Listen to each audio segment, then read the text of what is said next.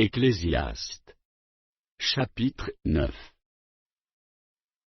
Oui, j'ai appliqué mon cœur à tout cela, j'ai fait de tout cela l'objet de mon examen, et j'ai vu que les justes et les sages, et leurs travaux, sont dans la main de Dieu, et l'amour aussi bien que la haine. Les hommes ne savent rien, tout est devant eux. Tout arrive également à tous, même sort pour le juste et pour le méchant, pour celui qui est bon, et pur et pour celui qui est impur, pour celui qui sacrifie et pour celui qui ne sacrifie pas, il en est du bon comme du pécheur, de celui qui jure comme de celui qui craint de jurer. Ceci est un mal parmi tout ce qui se fait sous le soleil, c'est qu'il y a pour tous un même sort, aussi le cœur des fils de l'homme, est-il plein de méchanceté, et la folie est dans leur cœur pendant leur vie, après quoi, ils vont chez les morts.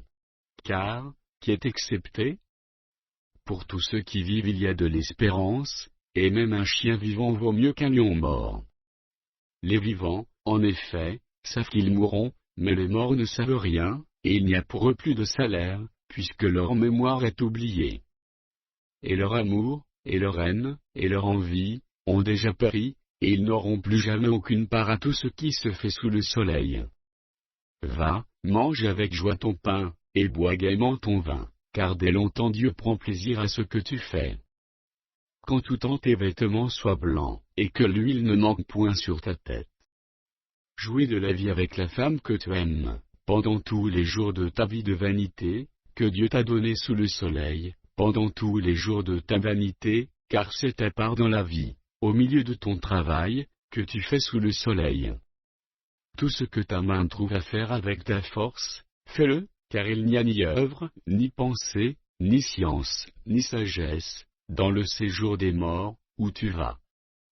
J'ai encore vu sous le soleil, que la course n'est point aux agiles, ni la guerre aux vaillants, ni le pain aux sages, ni la richesse aux intelligents, ni la faveur aux savants, car tout dépend pour eux du temps et des circonstances. L'homme ne connaît pas non plus son heure, pareil aux poissons qui sont pris au filet fatal, et aux oiseaux qui sont pris au piège, comme eux, les fils de l'homme sont enlacés au temps du malheur, lorsqu'ils tombent sur eux tout à coup.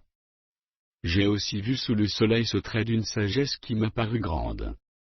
Il y avait une petite ville, avec peu d'hommes dans son sein, un roi puissant marcha sur elle, l'investit, et éleva contre elle de grands forts. Il s'y trouvait un homme pauvre et sage, qui sauva la ville par sa sagesse. Et personne ne s'est souvenu de cet homme pauvre.